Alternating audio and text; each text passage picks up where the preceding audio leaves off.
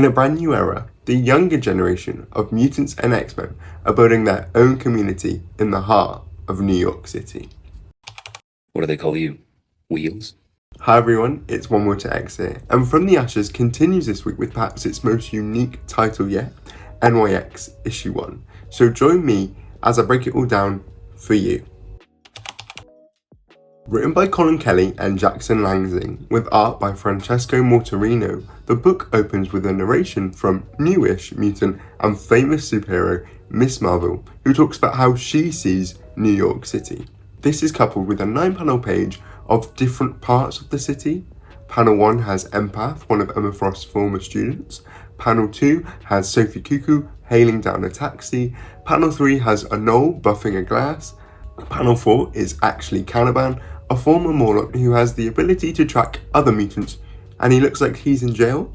According to the writers, he will be appearing later on in this series, so keep a note of this. Panel 5 is an X for X-Men. Panel 6 is of Krakoan flowers, the flowers tied to the previous era, and when planted, these flowers would become Krakoan gates, which only mutants could walk through. And the final 3 panels are of Laura Kinney Wolverine, Prodigy, and msmarvel, respectively. msmarvel is leaving a message for her best friend Bruno as she makes her way to an after-school program at Empire State University. It's a mutant-centric program, and after her recent death and resurrection as a mutant-inhuman hybrid, she thinks this will be valuable. As Kamala heads to class, she bumps into Sophie Cuckoo, who Kamala immediately recognizes. Now, for those that are new to X-Men, Sophie is one of the Stepford Cuckoos, 5 identical mutant sisters who are in a hive mind and are clones/daughters of Emma Frost, who were originally created to be Weapon 14. But don't worry about that last part. Like Emma Frost, Sophie is telepathic and can turn into Diamond, and according to this issue is also now telekinetic. She helps out Kamala as they briefly reconnect. The Cuckoos hosted the final Hellfire Gala, which Kamala briefly attended after being resurrected, before Nimrod and Orcus gatecrashed and ruined everything. And it's made clear here that Sophie doesn't really understand Kamala's take on being a superhero, as she makes a joke about msmarvel being inspired by Marvel Girl and talks about her secret identity out in the open. But Sophie offers to hang out with Kamala, which Kamala greatly accepts, as they both head towards the examinations of a post-diaspora Krakoa lecture which is being taught by the X-Man Prodigy. Now, for those that don't know, David Elaine, Prodigy, first debuted as part of the 4th generation of New Mutants in the early 2000s, or the Academy X era, and he's been a member of the New X-Men, the Young Avengers, X-Factor, and even the X-Men proper. Prodigy's ability is to absorb the knowledge and skills of everyone around him, so he knows everything that you know, but he's also incredibly smart even without his powers. So David opens the lecture with how mutants were constantly protecting their oppressors, the humans, and from that, Krakoa, the mutant nation, was an inevitable and necessary outcome. However, it's no longer with us, so he begins to ask, what happens now to Krakoan culture, language, and religion as it is forced to integrate with the rest of the world? And then Sophie cuts him off, angry that he's so willing to accept the death of Krakoa.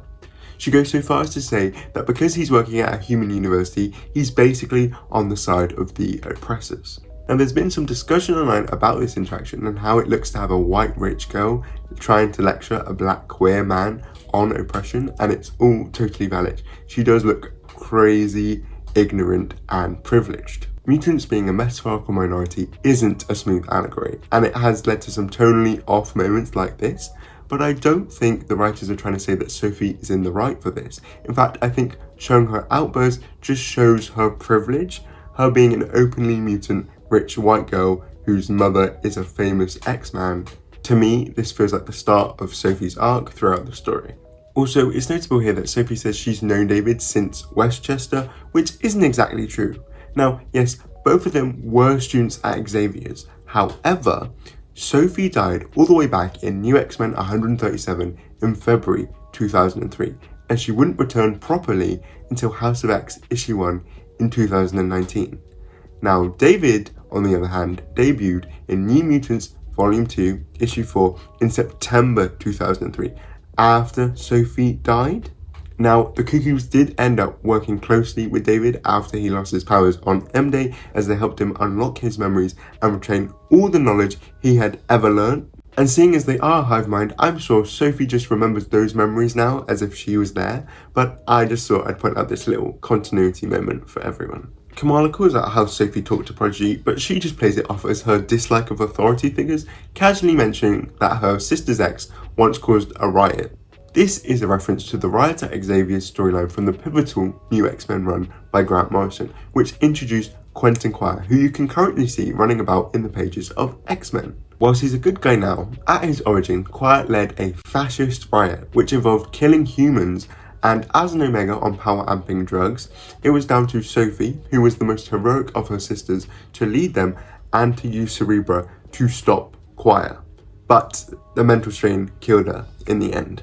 Also, Quentin did have a really creepy crush on Sophie at this point, but by the time of Krakoa, he ended up dating her sister, Phoebe Cuckoo, instead, and I just find it so funny that Sophie would casually mention her own death like this. Anyways, Sophie convinces Kamala to stay out for the night and live her truth, as she learns that the Khans do not know about Kamala being a mutant or Miss Marvel anymore, as Emma erased those memories after she was resurrected during Fall of X.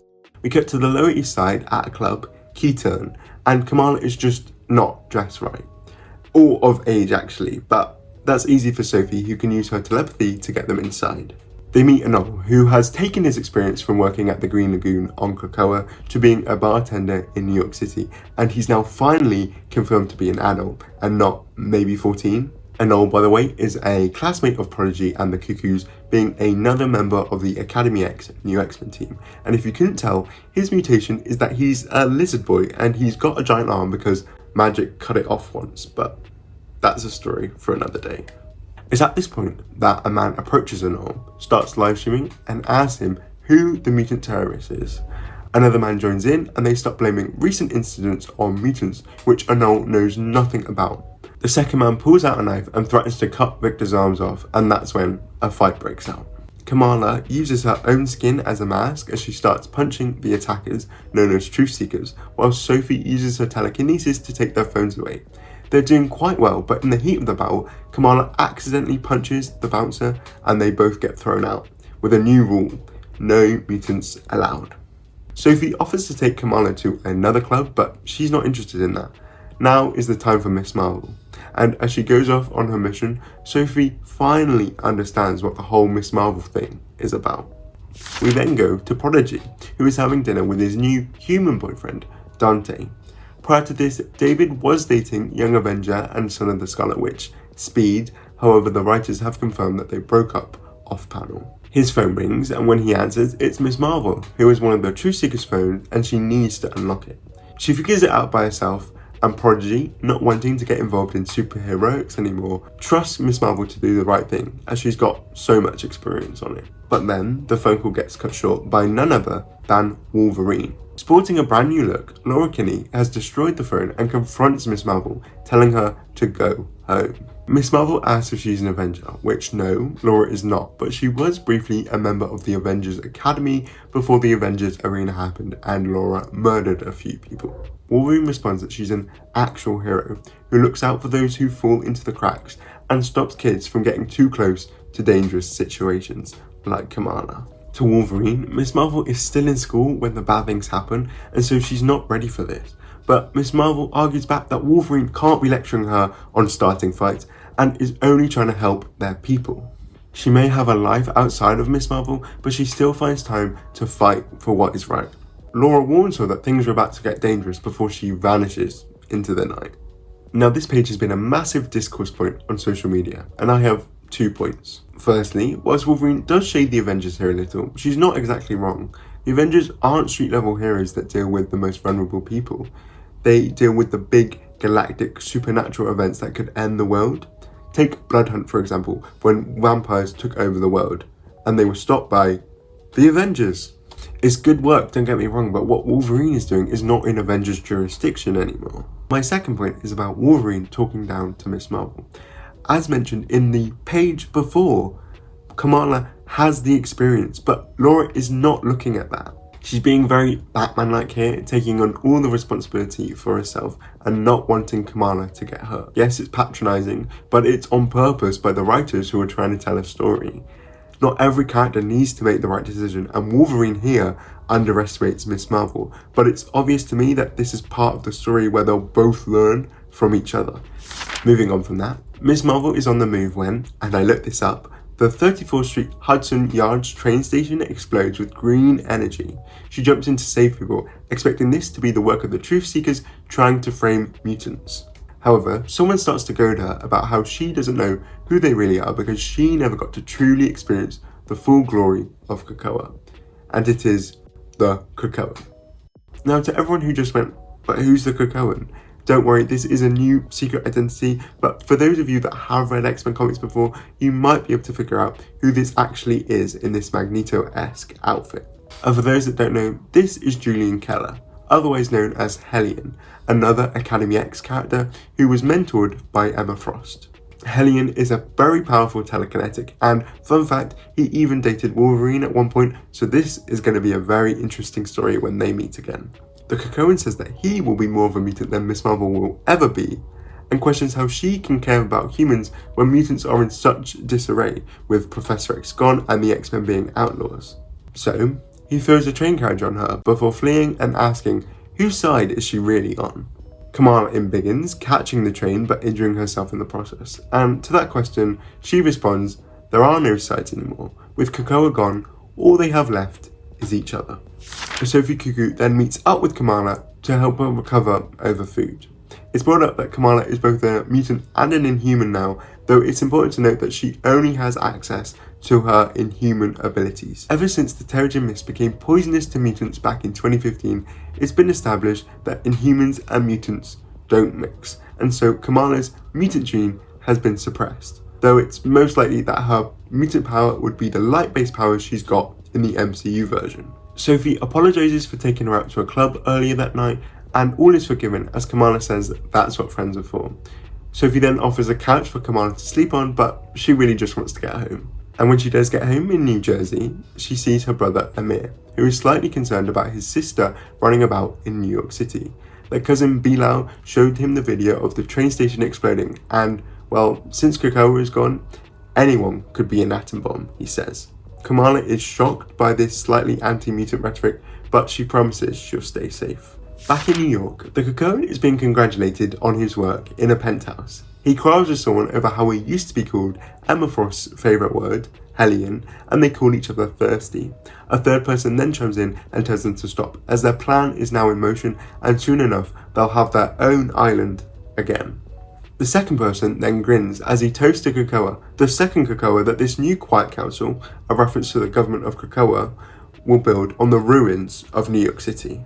And this new Quiet Council is Hellion, Empath, and the rest of the Stratford Cuckoos. Now Empath, who is in the opening panel of the book, is one of Emma Frost's original students from the 80s, as part of the group the Hellions, the villainous counterparts to the New Mutants. Manuel has the ability to manipulate people's emotions and make them do whatever he wants. So he's really a sociopath, and I mean that as he truly cares for no one. If you want to learn more about him, then I definitely recommend the Krakoa era series Hellions, which is an amazing book and has some really interesting explorations around Empath. It's also very interesting to see the rest of the Stratford Cuckoos, Phoebe, Irma, Celeste, and Esme, here without Sophie. Now, I'm theorising that Phoebe, Irma, and Celeste are actually being influenced/controlled by Empath and Esme. Why Esme? Well, while Sophie is considered the most heroic of her sisters, Esme was considered the most evil and manipulative, a mirror to Emma Frost's early days as a villain in the Hellfire Club. During the Riot at Xavier storyline that I mentioned earlier, Esme actually convinced Sophie to push herself and fight and die against Quentin Quire so that she could take control of the hive mind. Esme then portrayed the school secretly working with Zornito to take over New York before she was killed by a crazed Zornito after she rejected him. She too would also not return until House of X issue 1 in 2019. While she was pretty good during the Krakoa era, even going so far as to date Teen Cable, perhaps the loss of their perfect paradise has pushed Esme back into her bad habits. Either way, I think it's particularly intriguing to see how the idea and the legacy of Krakoa can become twisted and used. And I don't think it should be lost on anyone that all of the characters in this book are students of Emma Frost. Empath, the only surviving Hellion for quite some time, the Krakoan, Prodigy and Laura being her students while she was headmistress at Xavier's, the Stepford Cuckoos being her daughters, and even msmarvel was briefly mentored by Emma during the Fall of X. This book is also about her legacy. Now, the bonus digital page that every #1 issue has opens in Queens. A man is reassuring a young mutant about the loss of Krakoa and how the real world is not anything like that. The young mutant is Fauna, and the man is leading him to meet a Mr. Friend in what he explains is almost like an interview, but Fauna is in already anyway. It ends with Mr. Friend smiling and being very, very creepy. Now, the biggest thing to talk about here is the mirroring to House of X issue 1. Famously, we first learn about Krakoa through Jean Grey leading Fauna to the island, so this is a twisted replica, as Fauna is now being led into a dangerous situation, which is the status quo for all mutants, and is possibly being trafficked. I think this is part of what Wolverine might be targeting, and so hopefully Fauna is found safe very soon. Now personally, I found NYX issue 1 to be incredibly interesting.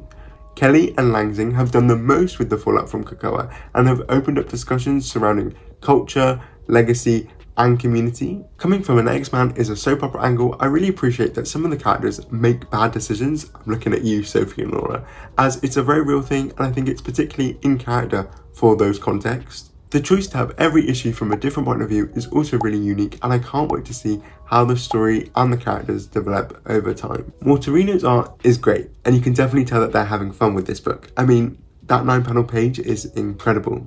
I'm totally invested in seeing where this book goes, so I'm going to give NYX issue 1 a ranking of 8. But what do you think about NYX issue 1? What did you think about the story, the characters, the new villains, and the legacy of Krakoa? Let me know down below in the comments, and I'll see you all in the next video.